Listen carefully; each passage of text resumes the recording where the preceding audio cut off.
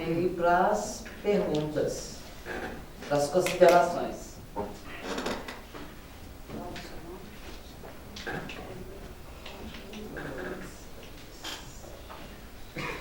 favor, fala o seu nome, por favor.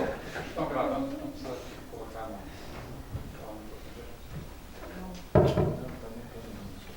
Paulo Rodrigues. Ricardo, só duas dúvidas muito rápidas. Você falou em $60 a tonelada? É. De minério de ferro? Eu pesquisei ontem no site Minério Hoje, alguma coisa assim. Então subiu muito, né? Porque estava 40 e poucos. Não, estava 50 e pouco. Acho que estava 53, 59 no outro. Porque eu acho que está na faixa dos 40, tá? Então cuidado aí com a conta de padaria que você vai vender o pão de queijo meio caro demais. Não, mas minha conta de padaria mas não é relevante. $25, Ah. R$110.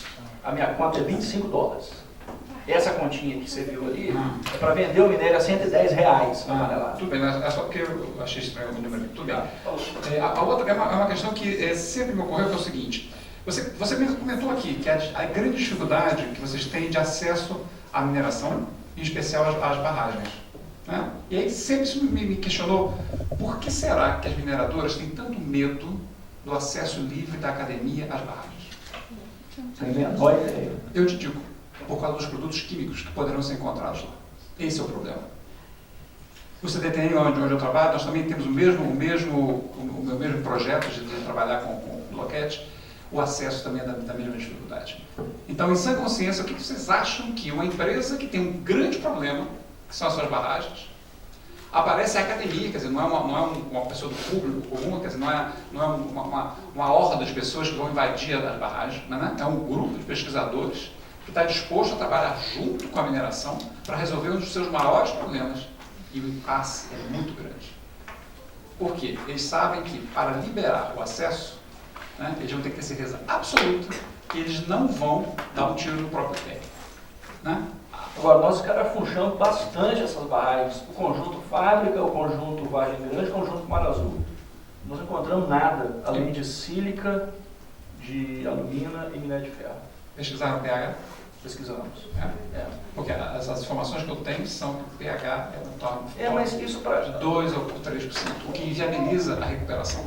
Né? Pô, mas com material de construção civil... Sim, pois é. Mas eu acho que é importante que a gente tenha, né, essa clareza. Pode até ser que uma determinada barragem não tenha problema nenhum.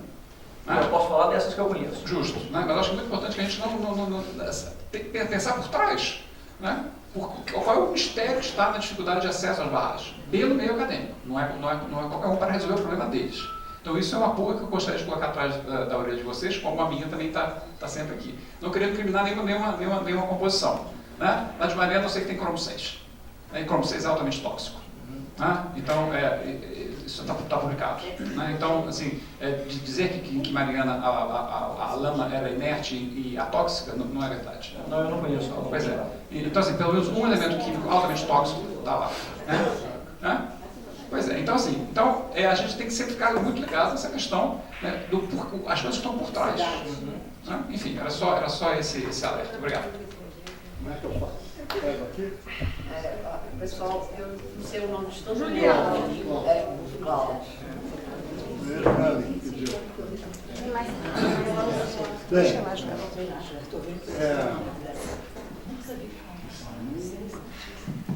Não, só primeiro uma questão, que o que vai estar com rejeito, esse material, ele vai ser, no princípio, o que está na própria rocha no minério. Não vai ter coisas diferentes.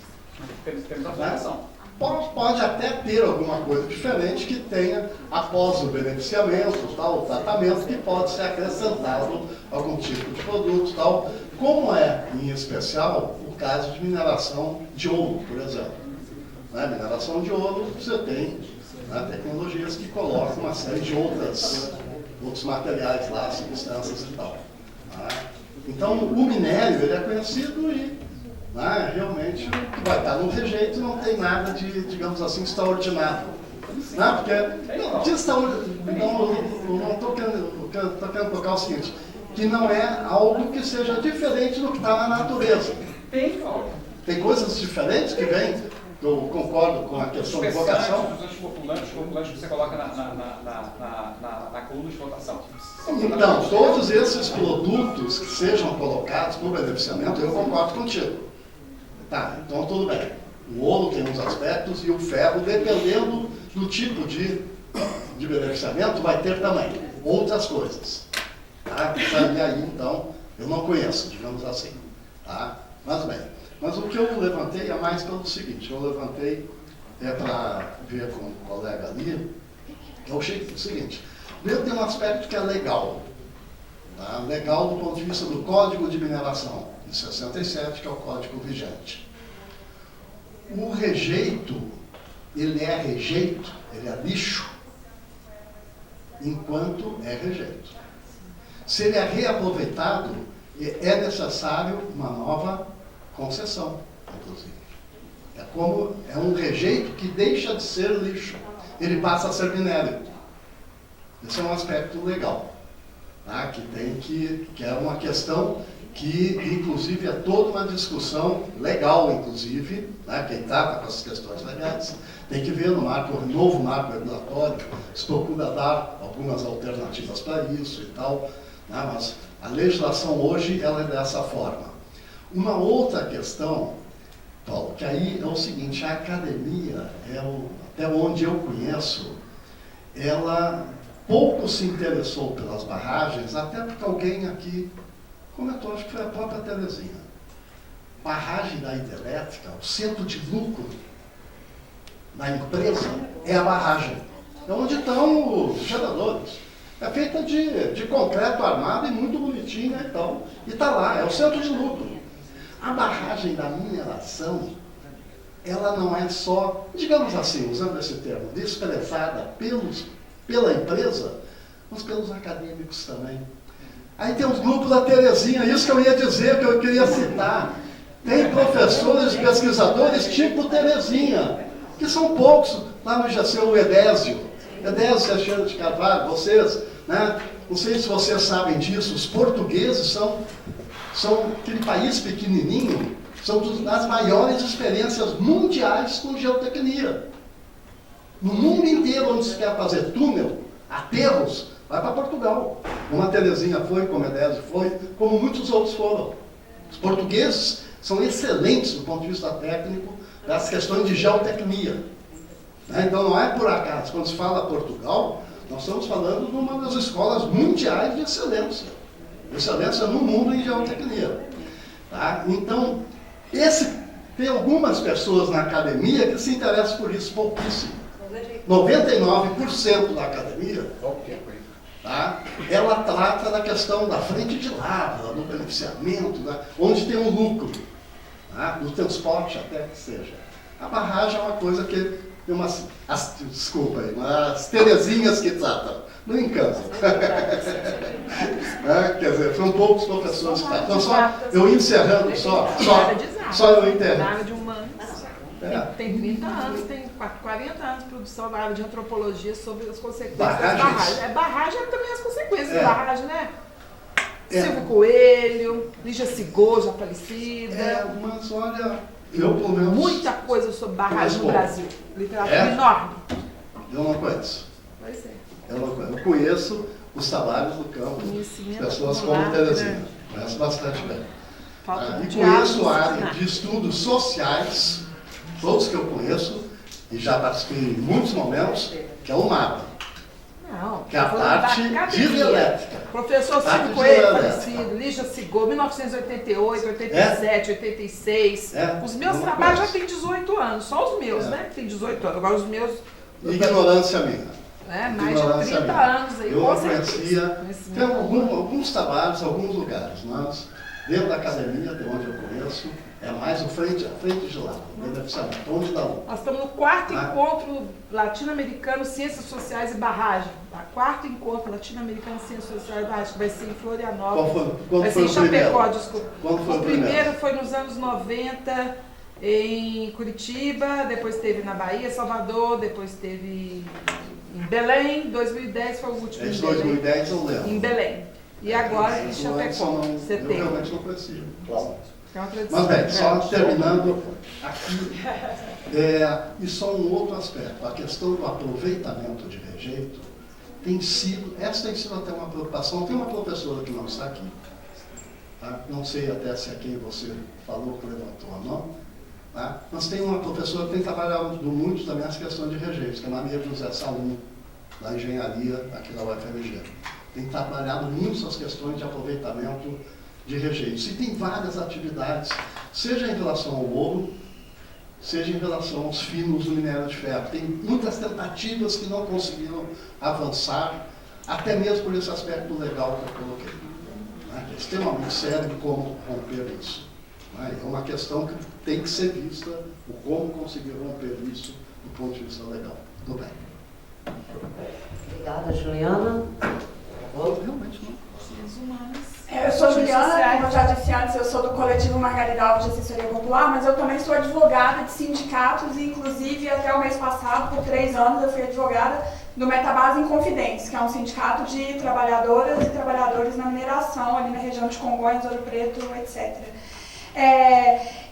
Ricardo, eu gostei muito da sua apresentação, eu acho que ela abre espaços para debates que eu acho que foram tratados de uma maneira como se a mineração fosse algo inevitável, né, nos debates anteriores. E que eu acho que, na verdade, o que a gente tem que pensar é que existem alternativas, nós precisamos buscar não só alternativas econômicas à mineração, mas também precisamos pensar o tanto de mineração que a gente quer para esse país, né? Se o tanto de mineração que nós temos hoje, a quem serve esse tanto de mineração? E aí o Ricardo coloca do estudo dele sobre a baixa do preço do minério e o aumento dos desastres, no relatório do Poemas, tão logo aconteceu 5 de novembro do ano passado, eles citam um estudo norte-americano de 2009 que chega a essas conclusões também aí de baixa do minério, aumenta os desastres. E eu tenho certeza, não tenho um estudo por trás disso, mas tenho certeza também que os acidentes de trabalho, eles aumentam exponencialmente nesses períodos. E aqui é acidente de trabalho, infelizmente, porque a legislação trabalhista previdenciária brasileira, ela trata as mortes, né, aí dos trabalhadores e das trabalhadoras como acidente laboral, e é uma outra terminologia que a gente também precisa se debruçar para poder aprimorar. E aí também, além disso, e aí quando eu penso quem lucra com a mineração, e daí eu acho que é uma reflexão que a gente tem que fazer muito. Se a gente quer esse modelo, se a gente quer esse tanto de extração, um exemplo que eu vou trazer para vocês que me chocou, não sei se vai causar espanto aqui, quanto que um grande diretor da Vale ganha para exercer essa função de grande diretor da Vale. E aí fui na Assembleia dos Acionistas esse ano como acionista crítica, e para votar contra o aumento salarial do diretor da Vale, porque o salário mensal deles, para todas as pessoas que eu perguntei, ninguém nem chegou perto do valor do salário mensal. O salário mensal é R$800 mil, salário mensal. Enquanto um trabalhador lá da base do sindicato que eu trabalho, o salário mensal é R$1.500, o valor do salário. E no mesmo dia da Assembleia em que estava se votando o aumento do salário do diretor da Vale, votava-se em Assembleia dos Trabalhadores e das Trabalhadoras da Vale em Congonhas a suspensão do contrato de trabalho desses trabalhadores por 3 meses, sem qualquer garantia de emprego após esses 3 meses, e a suspensão com a remuneração pela metade. E pela metade, o acordo, infelizmente, foi tão rebaixado que, às vezes, a metade era menos que um salário mínimo. Então, eu trouxe esses elementos que eu acho que não podiam passar batido aqui, e acho que merecem um pouco de reflexão também nesse espaço. Obrigada. Boa tarde, meu nome é Gustavo, sou do coletivo Minuto CN, que luta pelo direito à comunicação dos atingidos pela barragem. Eu queria voltar na apresentação do professor que estava com a Terezinha, ele falou sobre o Canadá, Valdir, que é a questão de que em outros países a parte técnica, existe um tempo de preparação sobre o estudo daquele acidente, que no Brasil a gente passa por cima disso. Eu acho que talvez isso tenha um pouco de conexão com o que o professor falou, porque o que aconteceu em Mariana também foi a dificuldade dessa parte técnica e na parte policial de investigação ter acesso ao local do acidente. A gente sabe que onde aconteceu o acidente, as pessoas que provocaram o acidente estavam no local do crime, né? Estavam, quem é do direito vai saber que quem estava cuidando do local do crime foi o assassino. Então isso é um problema. Eu acho que talvez a causa disso tudo, a gente tem que pensar um pouco sobre isso. E eu queria, mais tecnicamente, eu sou jornalista e provavelmente profissão que causa um pouco de espanto em quem é da academia, porque jornalista sempre é muito raso, mas eu queria fazer uma pergunta, porque acabamos de receber uma denúncia aqui de Barra Longa, onde a Prefeitura e a Samarco estão usando diretamente o rejeito para fazer calçamento de rua. Exatamente numa rua, numa cidade onde o problema da poeira tem causado muitas doenças. Na verdade, eu queria saber, tecnicamente mesmo, professor, porque foi dito a eles que não tem problema nenhum que está acontecendo, eu queria saber se é isso mesmo, ou se a gente pode, tecnicamente, defender que isso é um problema. A minha pergunta é essa. Vamos juntar tudo e depois ele faz um apanhado geral, né? Agora, professor Francisco.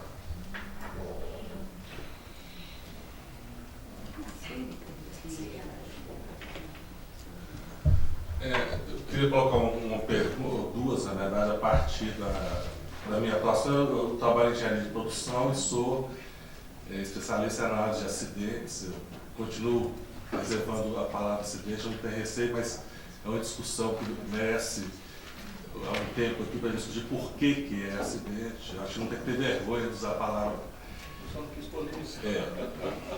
Mas vale a pena, uma briga boa.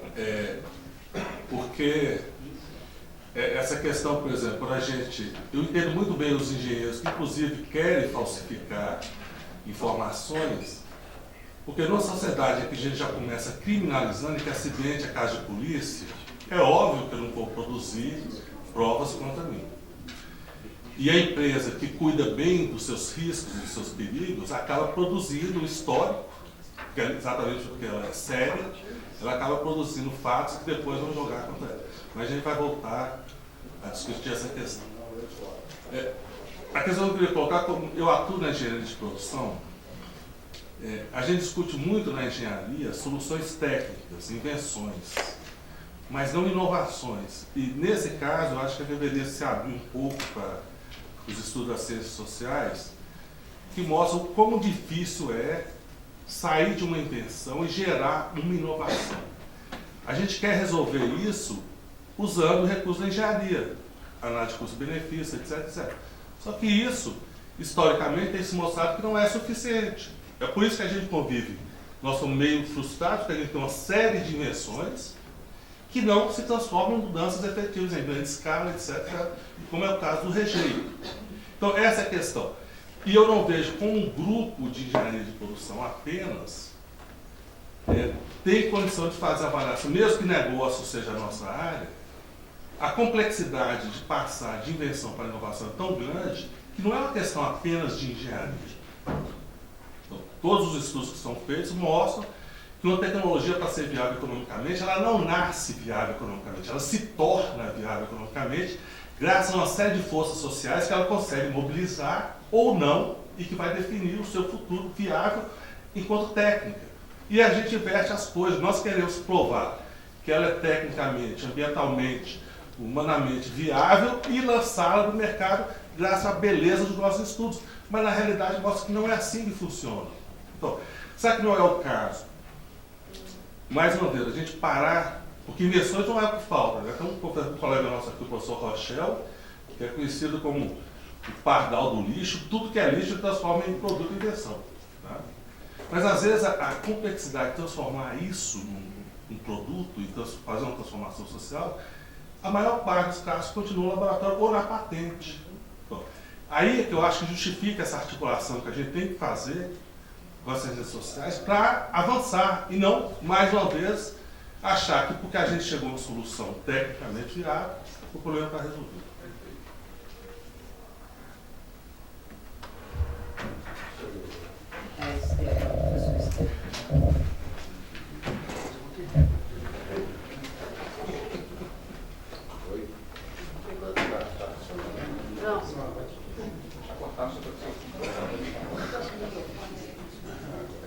Agora vai.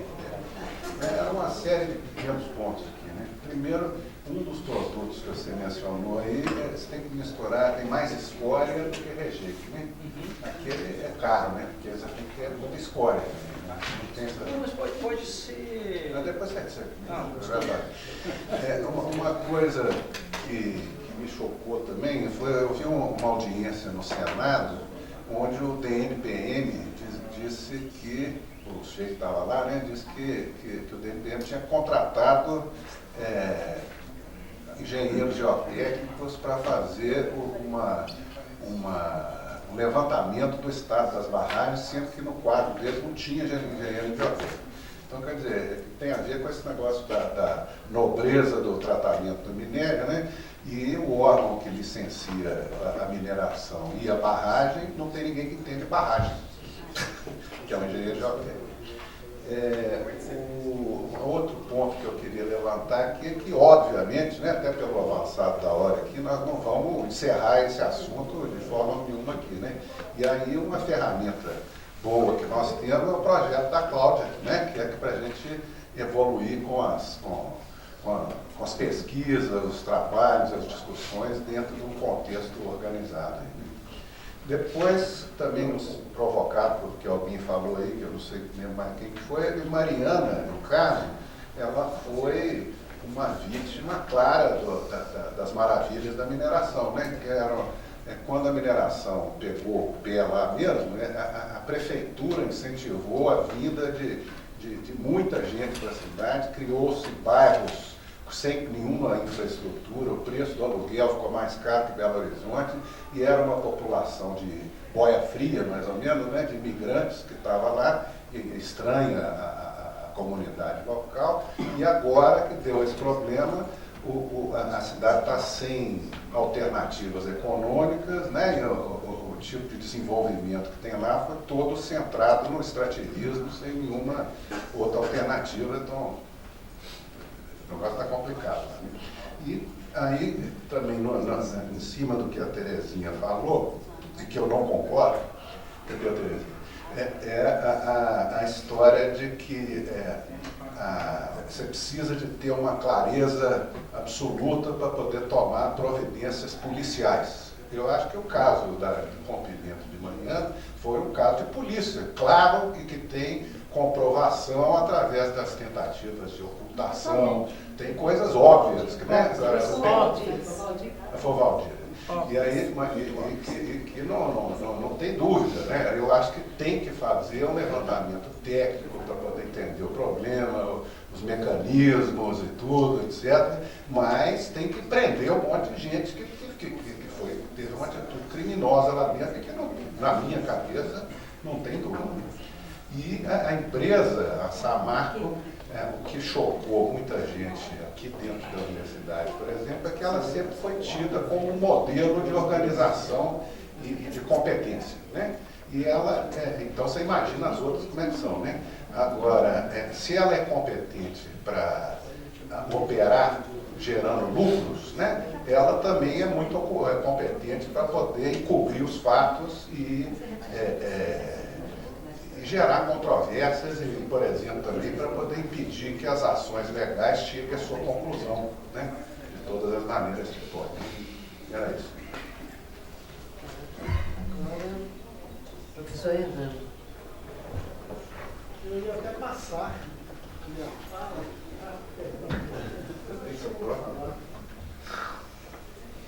Com 2 microfones? Eu queria 2.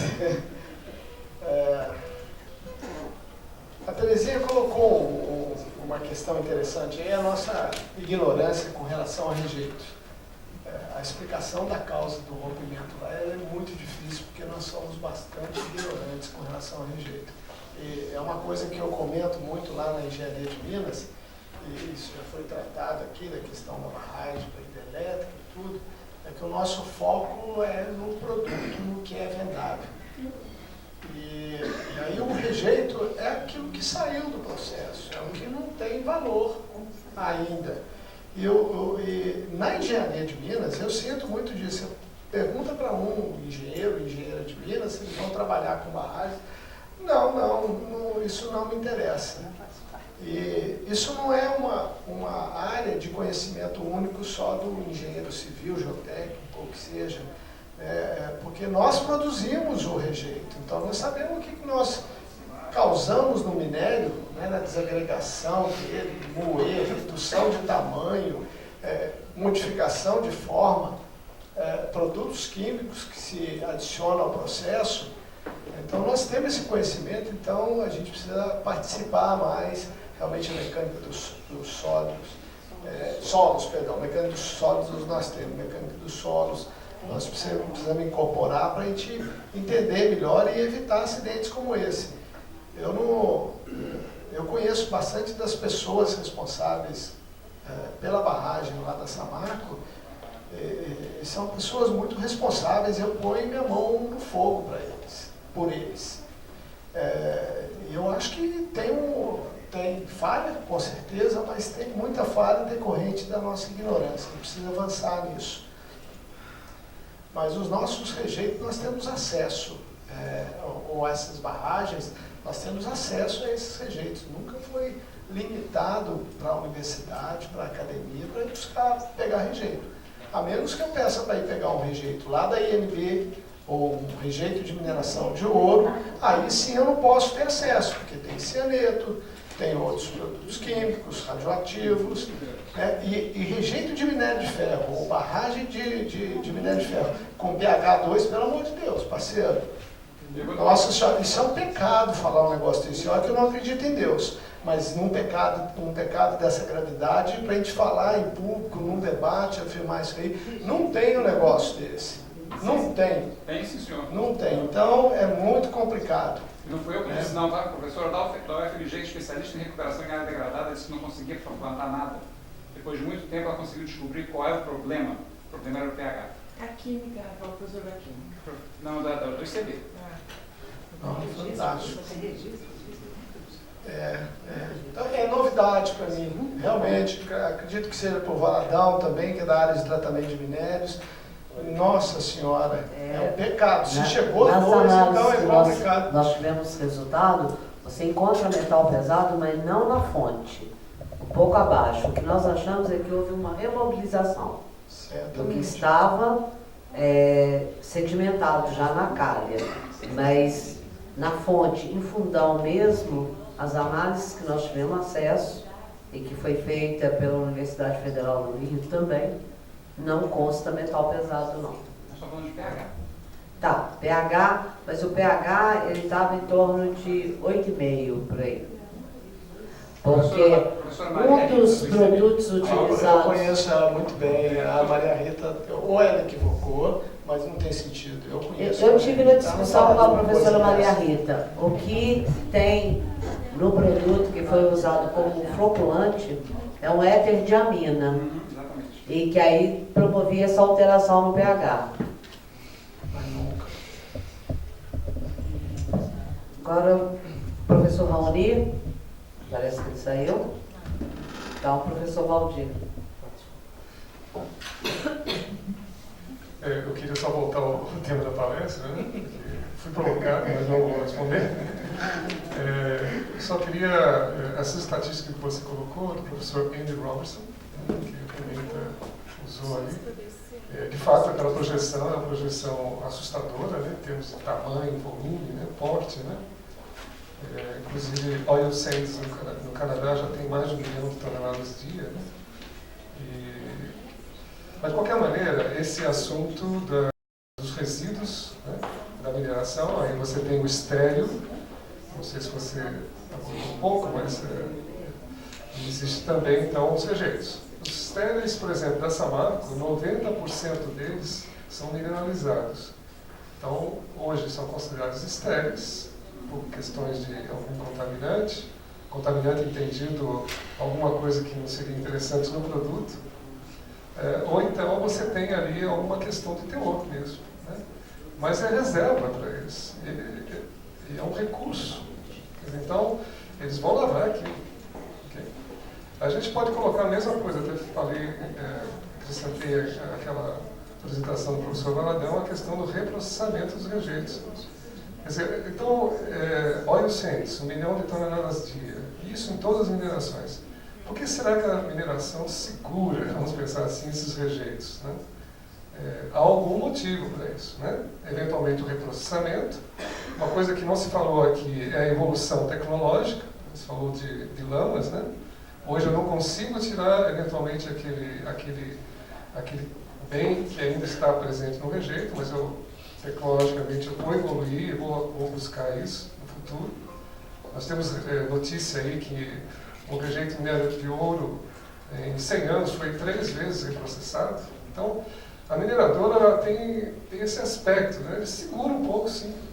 Talvez segure demais, né? De repente, grandes barragens, etc, etc. Então, pode forçar um pouco a mineradora, digamos assim, faz alguma coisa além de apenas esperar a evolução dos processos ou um outro momento econômico para poder explorar aquilo que é recurso que vira reserva que vira recurso. Então, há que se ter esse entendimento por parte das mineradoras, porque às vezes essa acumulação daquele rejeito, né? Ela pode ter em vista essas aplicações fantásticas. Eu acho que talvez a tragédia vai forçá-la a talvez fazer isso, né? Mas o professor lembrou que é um recurso da nação, então vamos olhar de novo a questão do minério. Vamos esperar extrair ainda aquele bem mineral ou vamos transformar em outro tipo de minério para a indústria, etc, etc. Então, realmente, óleo Sands é 1 milhão de toneladas dia, e basicamente é areia. Obrigada. Agora o representante do Ministério Público, por favor. Gostaria só de parabenizar o professor Ricardo, que a palestra e o trabalho que ele vem fazendo são relevantíssimos. A reintrodução dos resíduos na mineração em cadeia econômica, ela é uma agenda que é necessário ela ser introduzida na mineração do Brasil. Ela não é uma realidade no nosso país e é uma realidade em diversos outros países, China, Canadá, Estados Unidos, mesmo Chile, Peru, e no Brasil, infelizmente, não é uma realidade. E nós vamos ter um painel específico a respeito das normas, dos marcos regulatórios, então nós não vamos tomar o tempo dos senhores agora com isso, mas só queria pontuar que, de acordo com a Política Nacional de Resíduos Sólidos, não é uma deliberação do minerador se ele vai ou não dar essa destinação ambientalmente adequada. A lei determina que os resíduos necessariamente devem ter essa destinação ambientalmente adequada. Então, esses trabalhos eles têm que se evoluir e eles têm que entrar na agenda da mineração, eles têm que virar uma realidade. Deixa eu só dar um aviso aqui, né? Para quê? Que outro dia eu fui lá na FAPEMIG, estava conversando com o diretor científico lá, ele falou que tem um projeto da FAPEMIG que quer fazer uma discussão cujo tema é rejeito zero. Bom, vou ser rápido porque eu também preciso almoçar com vocês. Bom, em relação à pergunta da utilização das lâminas para a pavimentação, o que eu posso dizer é que eu não conheço a lâmina Samar. Mas as lâminas de Mar Azul, se te ajuda alguma coisa, Mar Azul, Fábrica e Vargem Grande podem ser utilizados sem nenhum problema. Tá certo? Porque as pessoas têm, a lama é tóxica, não sei o que, cara, mas não existe nada mais tóxico que cimento Portland. E você vai usar cimento Portland. E todo mundo usa. Ninguém põe máscara, luva, equipamento, nada. Você usa aquilo como se fosse farinha. Bom, em relação à pergunta do professor da engenharia de produção, o nosso foco é desenvolver materiais para serem incorporados na cadeia produtiva sem que a cadeia produtiva modifique-se em nada, absolutamente. Nós trabalhamos na tecnologia dos materiais, para que a gente ofereça para as plantas industriais um produto ou uma matéria-prima que eles possam incorporar no seu processo sem que eles tenham que mudar em absolutamente nada a sua cadeia produtiva. Esse é o nosso foco de trabalho. Em relação ao esterco, nós usamos escória sim, porque nós temos escória foi o que nos trouxe até aqui. Então nós temos bastante escória na universidade e nós usamos escória, mas poderia ser estéril. O Valdir colocou, acho que o Hernani colocou também. Poderia ser estéril. Um material granular qualquer Qualquer rejeito granular que esteja lá no canto, que você não tenha o que fazer com ele, vamos utilizar para estabilizar mecanicamente essas matrizes. Escolha da mais resistência. Mas nós usamos como agregado. A gente tem uma outra dissertação que usa escória como cimento em solo, mas aí tem que cominuir, tem que moer e tal coisa. Muito bem. Em relação a... Então, essa resposta, acho que inclusive já vai ao encontro da colocação do Valdir. A gente não foi atrás de estéreo porque o nosso foco era o que estava dentro da barragem. Né? A gente queria conhecer e estudar melhor o que estava dentro da barragem. Essas outras coisas, inclusive das ideias de separação, surgiram com o desenvolvimento dos trabalhos de pesquisa. E uma outra coisa também muito interessante é que se a gente não tiver um apelo econômico, se esses rejeitos não derem alguma grana, ninguém vai investir nisso. Então a gente tem que ter é muito bonito, sabe? Isso é muito legal. Mas a gente tem que ter alguns protocolos que façam, dentro do conceito da sustentabilidade, que esse processo se mantenha. Tá certo? Então, assim, ninguém vai se você pergunta para o cara da mineração, barragem, né, Hernani? Você vai trabalhar com barragem? Meu filho, Deus me livre, eu quero trabalhar com um troço que dá dinheiro. E aí você vai imputar mais um ônus à barragem, ninguém vai mexer com aquilo. Então, nós vamos ter um problema que vai crescendo ao longo do tempo. Mais uma vez, muito obrigado a vocês. Eu posso só dar uma última contribuição? Claro. Aliás, eu vou perguntar rapidinho uma contribuição, muito rápido. A coisa que a gente... Onde está? Aqui? Quando a gente fez aquele projeto de pesquisa para desenvolver o plano de tijolo, aquela coisa toda, a preocupação que a gente teve, que eu não sei se é aquilo que vocês têm, então eu gostaria de colocar como contribuição, e se você também iria realmente concordar. O que foi a grande contribuição nossa, o que foi a nossa preocupação?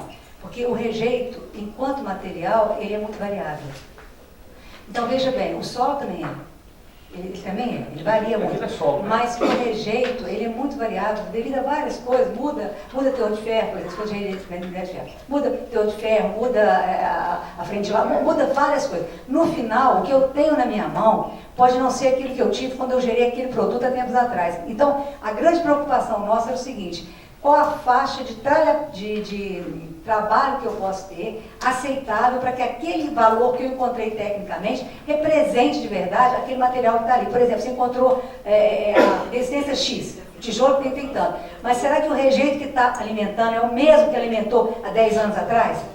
Isso foi o pulo do gato do nosso estudo. Quando a gente explicou direitinho, porque o traço que eu usei para fazer o tijolo, vamos supor, coloquei 25% de rejeito fino, 75% granular, só, coloquei 1 grama de solo e coloquei 10% de um cimento. Só. Gerou o tijolo prensado, beleza. Aí isso o pessoal técnico de materiais, de estruturas, excelente. Aí o geotécnico, eu estou perguntando o seguinte, mas espera um pouquinho, esse rejeito que está aqui amanhã vai ser o mesmo que esse traço vai dar o mesmo produto? Entendeu? Então, quando eu tenho solo, eu estou lá analisando, quando eu tenho rejeito, a minha preocupação é muito maior. Porque você pode ter amanhã, jogar para aquele que fez, falar, não, mas pera um pouquinho, esse rejeito, esse tijolo, esse piso, você falou que ele estava resistente, agora a resistência dele é outra. Então, esse controle tecnológico que a gente faz, que você faz muito bem, quem sabe disso, ele passa por essa preocupação de que qual a faixa limite que você pode usar, porque senão você tem que mudar o traço, mudar de novo, porque o rejeito é variável pra caramba, mas é muito, e cada vez a minha visão é pequenininha, vai ser mais. Então isso pra mim é o pulo do gato para poder usar esse material, eu não posso usar não. Se eu não respeitar isso, eu não estou fazendo, entendeu? Eu queria fazer só um aporte que é o seguinte, o nosso projeto é muito diferente do projeto desenvolvido na FMG. Porque vocês transformaram o rejeito num cimento. Não. Um dos trabalhos. Esse aí outro trabalho é onde vocês usaram o rejeito para fazer peças não queimadas, estabilizadas quimicamente. Aqueles blocos, aqueles tijolos. Tijolo prensado. Isso. Quimicamente estabilizado. Exatamente. É claro, e o nosso projeto pensa em rejeito como material inerte. Bom, então agora, é óbvio que a variabilidade tem que ser levada em consideração, porque senão o processo industrial fica manco, não é? Só que é o seguinte, construção civil é um negócio bem tolerante, né? Matriz de cimento é uma coisa bem tolerante. É por isso que todo mundo fala que quando não serve para nada, vai para a construção civil. Não é? Esse é o consenso. Mas, evidentemente, que um programa de controle e monitoramento, mesmo que básico, tem que acontecer como a gente faz com cimento, como a gente faz com areia, que entra no processo, a brita, um agregado normal, qualquer. Gente, muito obrigada.